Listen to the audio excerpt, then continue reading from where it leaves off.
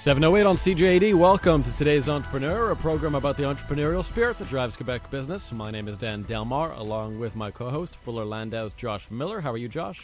Excellent, Dan. Now, as we said in the promos all week, it's a spicy edition of the show. It very much is, as we have the owner and originator and founder of The Spice Station. Peter Balawanyan, welcome to today's Entrepreneur. Thank you for having me. So first we begin, of course, just by telling us a bit about yourself and your business. Well, I'm a Montreal native, and I basically didn't do spices my whole life. I graduated in Concordia in film, and went to California looking to become a big filmmaker, just like everybody else does. Got myself busy for 20 years almost, working in the entertainment industry. But while I was doing that, one of my passions was to pick up spices everywhere I went, and it was one of those things where I think it grew into me from my family. And I would just pick up spices from, everywhere I travel. And one day I just wanted to open up a spice shop, and I did. And so where you are today, what do you sell? What kind of spices, just so that the listener has an idea of what the Spice Station store is today? Well, it's more than just spices. We sell pretty much anything in the dry world goods. So we have spices, herbs, salts, chilies, teas, sugars. We do our own custom blends. We have over 75 different blends, which means we come up with new ideas on how to make people's cooking lives easier. And anything you could think of, dried lime juice powder, beet powder, it gets creative after a while. It really becomes more of an art when you start thinking about what you're collecting. And that was one of my strengths is because I didn't have any limitations. I kind of went after anything I can get my hands on and brought it in, and it was all high quality, and people started enjoying it. So how do you take the leap from entertainment world in LA to a retail spice store? Well, I needed something grounded, honestly. Pun intended. I've been working as a producer most of my life, and I felt like it was just the higher I would get in my jobs, in my positions, the more I would say less I would enjoy, just because I would be dealing with a lot of people that wanted everything, and I had to deliver. And I just needed something that made me feel good again. I started in entertainment. I was very happy doing it, and it was a passion of mine. But when it started getting to a point where, my last gig, I produced a show at Carnegie Hall, and then I was like, I'm not even enjoying this anymore, So when I told my wife at the time that I'm going to open up a spice shop, she didn't understand what that meant. She was kind of like, okay, I don't know what do you mean by that? He's become a little loopy. Yeah, and I just kind of stuck to it, and I had an idea. I was watching a lot of food shows too. Obviously the food shows have been intense over the years. It's become more and more entertaining, and it's helped build people's visions on how to cook at home. And I believe that when I would watch the shows and I'd see like how do they get that ingredient, where do they get that ingredient from, and I started thinking about it like a producer, and I started doing my research, and one thing led to another. Next thing you know, I'm at like Trader Joe's with a notepad comparing prices on how much they're selling basil by the pound. And I realized like we were getting ripped off as a consumer. And that was another part of it. I was like really upset that I was paying, because I'm a cook too at home, and I was paying all kinds of prices for really basic, simple things. Did you figure out why the prices were so high in these larger chains? Well, the markups are really high in spices. It's really, really high. And I think the chains don't really care how much they put up on top as long as they're selling it. So it's a demand. It's related to demand. So if basil and bay leaves and oregano are being packaged the same way, and they're really light, so you can fill up a jar and have maybe 0.4 ounces of bay leaves or even less, and sell it for the same price as you're selling salt, because salt is heavy. Mm-hmm. And it's all about the packaging. It's the container. And so I kind of like took the container out. I package everything in resealable bags, so it makes it so that you pay for the product and not for the packaging. Now, coming back to the beginning, you're in entertainment. You have this passion now. You have this, you love spices. You see that the consumers getting rooked for whatever they're buying. then the idea just comes, I should open my own spice shop.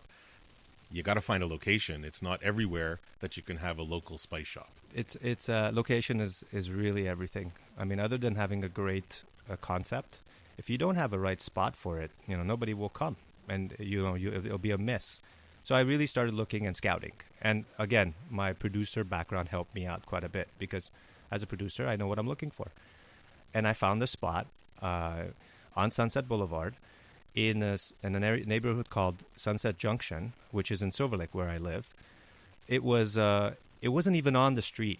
Like the store itself was behind a building, so it was really hidden, and you wouldn't even see the store.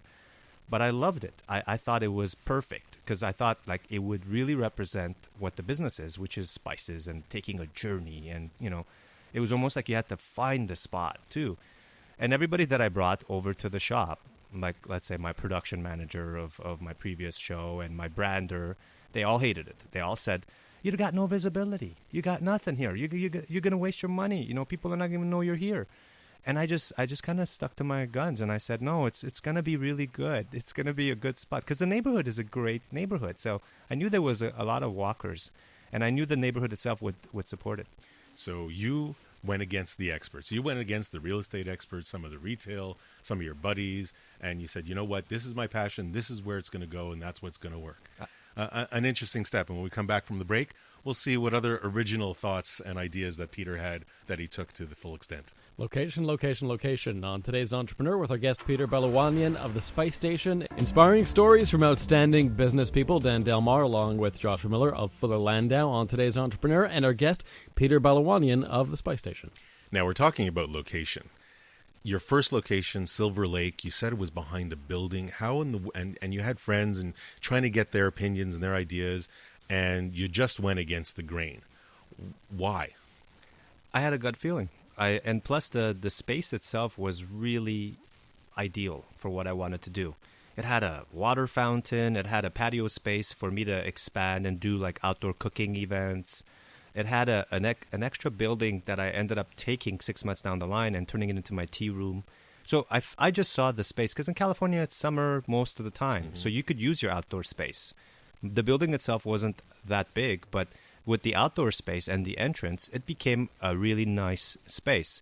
And I really felt good about the neighborhood. I felt like it was, after I did all my scouting, it was probably the 8th or 9th place that I looked until I found it. Was it a long process? No. I basically decided to open up a spice shop, and within 3 months, it was turnkey open store.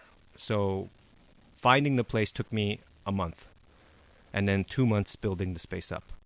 As in building it yourself? Yeah, I built it myself. I decided to do it from scratch. So my angle was I wanted to work with recycled wood and reclaim wood.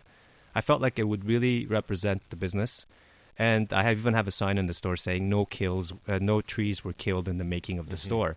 I went and picked up free wood pallets and things like that and turned it into counters.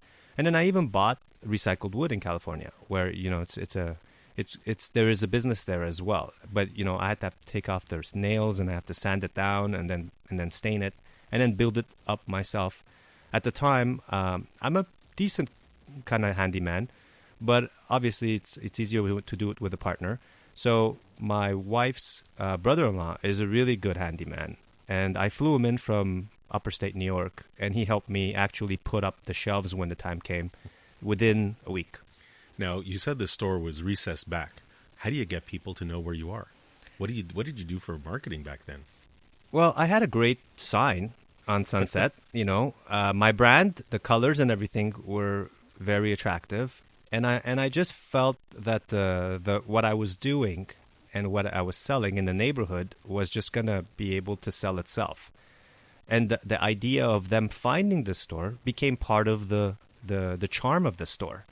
So now I have people walking in and they're like, "Oh my God!" Just the reactions. We'd get reactions like that. Every person walking in, be like, "Oh my God!" It's like walking into another world. And I think that's what worked really well for the business itself. I detect a lot of confidence there in your product. I think in order to have that kind of confidence, you have to really believe in your product. And even though you're sort of hidden away, your attitude is that they'll come to me, right?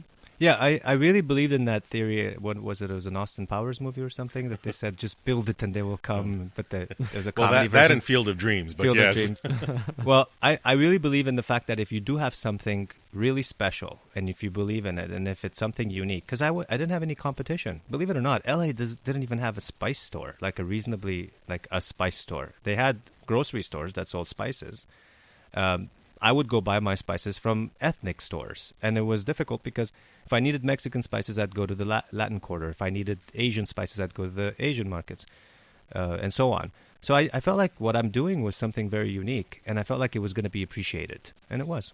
And we'll hear about this unique experience and how it expanded to not one other location, but 2 and 3 other locations, and where that story will take us. Today's Entrepreneur on CJAD, it's 7:23. 7:26 on Today's Entrepreneur, our guest, Peter Balawanian of The Spice Station, and we're talking about Peter's confidence in his product, especially since his first store in LA was a bit sort of far removed, not very visible. Coming here to Montreal, you now have 2 locations, one on Monkland, one in the Plateau. How did you go about deciding which locations were going to fit your brand best and which neighborhoods would work best for you? Well, when I felt like expanding, I wanted to open up in Canada, obviously, because I'm from Montreal and it'd be great for me to have stores here. But believe it or not, Montreal wasn't my first pick. My list of cities in Canada was Vancouver number 1, Toronto number 2, Montreal number 3, even though Montreal was the easiest one to do for me. But I felt like Vancouver was a lot more like California, segregated in a sense in neighborhoods, where Montreal is a lot more savvy. You know, people in Montreal know what they want. They can go get it. They don't have problems going to markets like ethnic markets. They don't have issues with that. So I thought that would be a bit more competition for me. But when I started doing my location scouting, it took me, I would say, 6 months or maybe 5 months from the time I started thinking about opening a store in Canada. Took trips to Vancouver, saw a couple of places, but the price was too high. I mean, I know what I can pay for my space. I'm not selling diamonds. I'm selling spices. So it's not like my overhead can be high. It has to be a small, cozy store. It has to be at the right location. And it has to be at the right price. And that's how I jump onto, locations. And is that why one of the reasons why Vancouver was ruled out? It was just too expensive? I just haven't found the spot yet that would fit my business. And Toronto the same. But Montreal, I found it. And the minute it fell into my lap, I didn't even think twice. I signed a 10-year lease. And that was the Mile End store on Bernard. It was a great spot. And I felt like this is a neighborhood in Montreal that can grow out of here. Even though I was looking into Monkland as well, but there was nothing available at Monkland at the time. Did you keep a similar look to the California store? Oh, it's almost identical. Same concept. I built the store again, reclaimed wood, recycled wood, same look, same inventory, same prices. Now, moving back to California just for a quick minute, you had the one store. At what point did you decide, you know what, maybe I should expand beyond this one store? Well, you know what happened? I started getting a little paranoid because when you have something good, you think that everybody wants it. And I thought that everybody that was coming in with a camera was going to literally steal my idea and open up another shop in LA somewhere, and I'd have competition. So within 6 months, my first store was open. I opened the second store in Santa Monica, which was on the west side, right by the beach. Beautiful spot. A very big store, actually. And I had 2 stores in LA. Within 6 months, I was open, and it was great because I felt like, okay, no one's going to come into LA, and no one did. I kind of cornered that market in LA, and I got a lot of publicity, and I got a lot of free press. And when we come back, one of the things we're going to talk about is what was Peter's marketing strategy? Was it something to pay? Did he try and get the free publicity? And of course, as you grow your stores, the economies of scale and where you buy the goods certainly help out, and that's what we'll explore when we come back. Peter Balawanian of The Spice Station, our guest on Today's Entrepreneur at 7:30. 7:35 on CJAD 800. Today's Entrepreneur, a program about the entrepreneurial spirit that drives Quebec business. Dan Delmar, along with Josh Miller of Fuller Landau. And our guest this evening is Peter Balawanian of The Spice Station. And a really interesting concept, very unique, and a couple of locations here in Montreal. How do you get the word out? You're a fairly new business. Did you have a marketing strategy from the beginning, or are you letting things happen organically? Organically was the way to go for me. I mean, the grassroots marketing plan was probably the most effective way, because if you have something that's really special, sometimes you get so much free advertisement because people want to talk about you. And if you actually put a budget towards advertising, all of a sudden all these people that wanted to talk about your store or your business stop getting less and less because you're already advertising. So I had the approach where I said, you know what, I want the store to kind of get the word out and people enjoy what we have and the experience that they get, and tell a friend and two and three. And believe it or not, I mean, it worked. It worked from day one. From the first month we were open, we had bloggers, food bloggers talking about us on their sites. You know, they had followers of like 30, 40, 50,000 people. We got a lot of free press from LA Times to LA Weekly. And then obviously Food and Wine picking us as best new shop in the first 6 months we were open helped us quite a bit. Mm-hmm. And then from that point on, it was like Huffington Post, New York Times, Sunset Magazine, one after the other. They just picked us, talked about us, put pictures in their magazines. And I didn't spend, other than spending like $150 in flyers and postcards for our grand opening for our neighborhood, I haven't spent a penny in advertisement. Similar in Montreal? Not very much paid advertising, similar effect? I haven't spent any money in Montreal either in advertising. I find that if I'm going to spend anything right now on with the store associated with the business, it's more about building my inventory up and having a lot of different choices and varieties. And I find that it's worked the same way in Montreal as well. Within the 1 year that I've been here with the Mile End store, it's been actually a year and a half, but we've been in every major publication. We were in the Gazette, we're in the La Presse, we're in Devoir. I mean, almost everything that was published out there, they had us in there. Even Chatelaine magazine.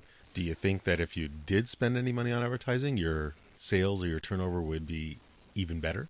Probably. I mean, I think eventually the goal would be is that I find that if I have 30, 40 stores across the country, Canada and the US, up and running and going, that's when I could start pumping in some money in advertising. So it helps every single store. That's my approach. Doing it for one simple store and then pushing that store, I think the overhead's way too high. Like I said, the spice business is not, we're not making like millions selling. We're just making a good return on our product, and we have to be very careful on how we spend that money. Now, when you go into opening a store, do you come with a plan? I mean, you might not, as you said, it's low overhead, but it's low priced items. Do you expect to make money on day one? What's your thought process when you're opening a store? Not at all. When I opened my shop the first year, I knew for at least a year I'm not going to make any money. I accept that. I think any business owner that's opening up a new business should understand that it takes at least a year to a year and a half, and sometimes even two, for even to break even. If you can break even within a year and a half, you did great. You did your job. And if you're losing money in the first 6 months, expect it. If you start panicking out and start changing the way you want to do your game plan, your business is going to suffer. And a lot of people, I see them doing this mistake time and time again. They just don't get it. But they want to open up a business and they expect it to make money right off the bat. And funny thing is, when you do open up a store or a business right away, the first month might be great because, everybody's coming to check you out, or you advertise and you get the word out. And then you got 2, 3, 4 months afterwards, it's kind of like, oh, what happened? Our business is not going good. Oh my God. And they start panicking. And the minute they start panicking, you start making mistakes. And you got to stick to your guns and you got to stick to your plan. Now, you're talking about the supply of your product and expanding your product line. Let's talk a little bit about the supply chain and not knowing, I don't know where your spice background comes in, but where did you start with finding all the right spices and herbs and all the dry product that you sell? Where's your first? Did the suppliers trust you? Did you travel to them? How did that all come about? Well, it all started with just knowing the product. I think if you know your product, it helps quite a bit. Once you know the product and you can tell the difference in what you're looking for and what's good, then obviously when you're having a conversation with somebody that's in the same field, they respect you immediately. If you're opening up a business and you're saying, well, I want to have product, but you don't even know what product you're going to carry, and then all of a sudden you're trying to communicate with people are going to take advantage of you. But I had a plan. My plan was, I want to eliminate the middleman. I want to eliminate the distributor, the food distributor, because that's what most restaurants and most people that buy spices get them from. So I kind of started contacting the harvesters, all the way to like Indonesia, Bali, to get vanilla beans and nutmeg. Even when you were starting out and buying smaller quantities? Absolutely, especially when I'm starting off. Because if I'm starting off and I can contact them directly, and if I can build a relationship with them, and I don't have to buy big quantity from them. If I can figure out a way of doing it so that they know who I am and they want to work with me, then I can always find a back door, which I did. I kind of piggyback on their importers. So I could deal with the harvesters directly and then order from them, but still pay their importers when they bring it in with a fee. But my deal is with the original harvester. So I'm in the loop right off the bat, and it really worked out for us. No stepping on any toes in that process? No, because they don't see me as a threat. They see me as a small shop, and it's not like, and I'm dealing with importers that are dealing with like big companies that are bringing up products like containers full. For them to just get a deal from the harvester directly, I never had a problem so far. And I have over 65 different places I get my products from. And I'm sure the quantities that you've been purchasing have been much higher these days. They grow as I open more stores, and that's how my buying power becomes stronger. With every store I open, it becomes easier for me to buy more product and be able to be more competitive in just pricing and obviously make more money. Now, we don't have much time left, but let's talk about financing. You're starting up a new store. You're building everything from scratch. You need to keep your overhead low. How do you, was it your own funds that you come in? Did you rely on any financial institutions? How did you get the dollars to survive? That's where my producer abilities came into play. You didn't produce money. Yeah, most of my life I've been doing projects, and every time I do projects, you have to make people believe in your project and put their money in there. So I think that kind of rubbed off on this business. And when I created the idea of the business, I created a business plan. I did the whole return on how long, and kind of did the whole process. And I approached people that I knew, no strangers, because I don't like working with people I don't know most of the times. I like to get to know people, especially if I'm going to take their money or if they're going to give me their money. There has to be a relationship there. And like that, I was so convinced that the business was going to do well that I would almost guaranteed on my own self, like with myself saying, I'm going to guarantee that money even if something goes wrong. So there was people that believed in me anyways, and they've seen my past work the way I do business. They figured that I'm not going to just jump into something that I'm not familiar with. You did plan. I mean, you created a business plan or some forecasting to show them, hey, I'm not just going in blind. Absolutely. My first store, I even, instead of just opening up a store, I built an LLC prior to it. With the LLC, I had business friends that joined the business, put in money. They had a business plan in front of them. And the idea was that I was going to open up 20 stores within 5 years. And that's my game plan, to hit that 20 mark within 5 years. I'm in my third year of operations. So you're on track. Never any banks? Never any outside financial institutions? No, never. I don't owe any money to banks. I don't deal with that. Even my vendors, everything's COD, so all my products paid for. I don't have to worry about not paying my customers, my vendors.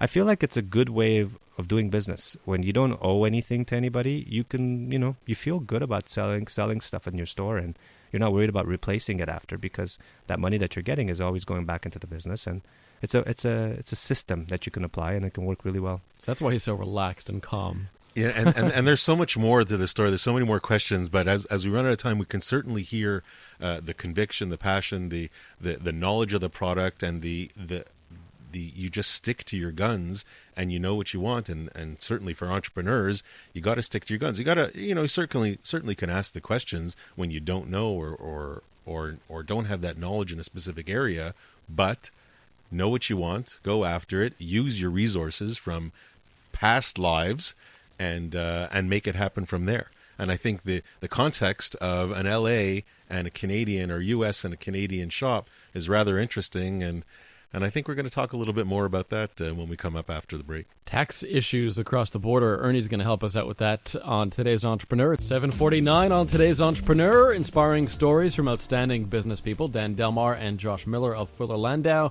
And our guest this evening, Peter Balawanian of the Spice Station. And we also bring into the conversation Ernie Furt, tax partner at Fuller Landau. And, well, he's going to talk about taxes. And I think, as we talk about, stores in LA and stores in Montreal, there's certainly a number of issues that individuals, when they're crossing the border, if they're living here or U.S. citizens, have to face. And I think, Ernie, you can certainly enlighten us on some of the challenges that they have. Well, many people, when they come to Canada, if they immigrate to Canada from the States, they think they're done with U.S. taxes. And in reality, when you're an American citizen, you always have to file a U.S. tax return regardless of where you are. And a lot of people are saying to themselves right now, well, does that mean I have to pay tax in both jurisdictions?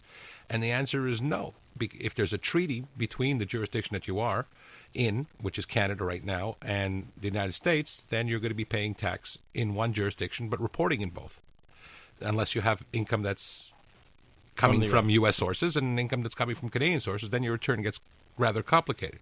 But there's a lot of people that came here many, many years ago and have never bothered filing a U.S. return because they didn't think they had to, and they weren't aware that they had to. So over the course of time, the IRS has become a little bit more diligent in asking taxpayers to file these returns, and these people are trying to do these returns and determine that we got a little bit of a problem. We owe tax because we can't claim certain deductions. So over the course of the summer, in June, the IRS announced some streamlined procedures to get people online with filing. And in September, on August 31st, effective September 1, they came up with a streamlined program. I call it almost like an Easy Pass program. So in reality, if you do not owe a lot of U.S. tax, potentially under $1,500, when you do this U.S. return, then there won't be any penalty provisions. You just have to comply with certain things. So you have to file back for 3 years. So we're looking at 11, 10, and 9. And you have to file some foreign bank account report forms for 6 years, as well as answer a questionnaire.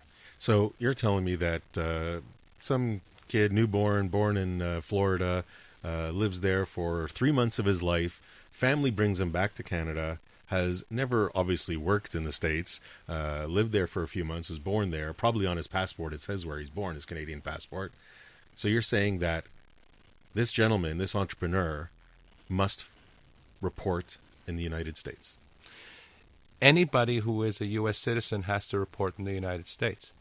So it's an unfortunate accident of birth in this particular instance, and because of that accident, that person has to file U.S. returns. And is it just about the taxes? Like if you don't owe taxes, there might still be some reporting. Are there penalties if you don't file, even if there's no taxes owing? There's penalties if you don't file certain forms, especially if you own corporations in the States. And if you don't file forms, penalties can be as high as $10,000. And not filing these foreign bank account forms, which is a problem for a lot of people, also can result in very, very hefty penalties. This way, if you fit within the parameters of the new streamlined approach, you can get rid of these penalties and not have to deal with them, and then continue filing your U.S. returns on a go-forward basis. So the IRS and the U.S. government is trying to make nice, yet they're collecting all the dollars they can to fill their $16 trillion deficit. Sounds like a normal government play, if you ask me. I think when we come back, we'll explore, and maybe we'll hear a little bit of the differences in L.A. and Montreal from Peter about kind of operating and filing. And Peter of the Spice Station will talk about his one piece of advice for today's entrepreneur. That's on the other side. Remaining moments of today's entrepreneur, our guests, Peter Balawanian of the Spice Station and Ernie Furt, tax partner at Fuller Landau. And Josh, we're talking cross-border tax issues. And, Ernie, you were mentioning about forms and information to file. I mean, it sounds a little onerous, a little complicated. Is there a lot of information to provide? There's some information to provide. We effectively, in order to do this for you, we need your last 3 years Canadian tax returns. We need to know what type of income you had in a tax-free savings account in Canada, because a tax-free savings account in Canada doesn't give you the tax-free status in the States. That income is taxable. Same thing for RESPs. We need to know your amounts that you contribute and the amounts of earnings in your registered retirement savings plan or registered retirement income fund, in order to profit from an election on the states to defer taxation until you actually withdraw money from the plan. And for purposes of the foreign bank account reporting, we just need to know the type of accounts you have, the name of the financial institution in which they're held, their account number, mailing address, and if the account is a joint account or not. And we need to know exact dollar amounts for valued highest currency, the highest value over that 6-year span, so year by year. So we have to file those reports on an annual basis from 2006 through 2011. Peter, you filed the company, the Spice Station, has filed tax returns on both sides of the border. Are they equally complicated, equally simple, without going into too much detail of all the technical side? No, I would say they're equally simple. I mean, especially if you're working with people that are competent, and I try to have people around me that guide me in the proper direction, specifically with taxes, so I don't get myself into trouble. So the IRS is no more mean or onerous than Revenue Canada or Revenue Quebec or vice versa. I would have to say yes. I mean, they both have a game plan themselves, and their game plan is to make sure that you're paying your taxes. And as we come to the end of the show, as we normally do, Peter will turn to you and say, in your experience over the many years, whether it's producer or Spice Station, what one piece of advice would you give to today's entrepreneur? I would say something that's always worked for me has always been to believe in something that really you're passionate about. If you are not passionate about something that you do, you're not going to be able to survive through the tough times. In my case, everything I've done, I really enjoyed doing. So it helped me go through really difficult moments, times that I didn't make money or lost money, and made me still, feel proud of my accomplishments. So I would say all the time, if you're going to do something from opening up a spice store, which I would suggest not to, because I'm doing that. But if you're doing any kind of business, just believe in it. Believe in it, be passionate about it, and, and really fight for what you really want to do as an accomplishment. Obviously, surround yourself with the right people. And Dan, certainly what I take away, and it was said in a number of areas during the show, but it's stick to your guns. If you as Peter's saying, if you believe in it and it's the right thing to do, stick to your guns, because your business and your product and your service and your capabilities better than anybody that's around you. You can listen, you can take it all in, but you're the one that's on the line, you're the one that's on the hook, and it's your guns out there that you got to stick to. Thanks to our guest, Ernie Furt, tax partner at Fuller Landau, and Peter Balawanian of the Spice Station. And thanks for listening to today's Entrepreneur. We're back next Monday night at 7 p.m. on News Talk Radio, CJAD 800.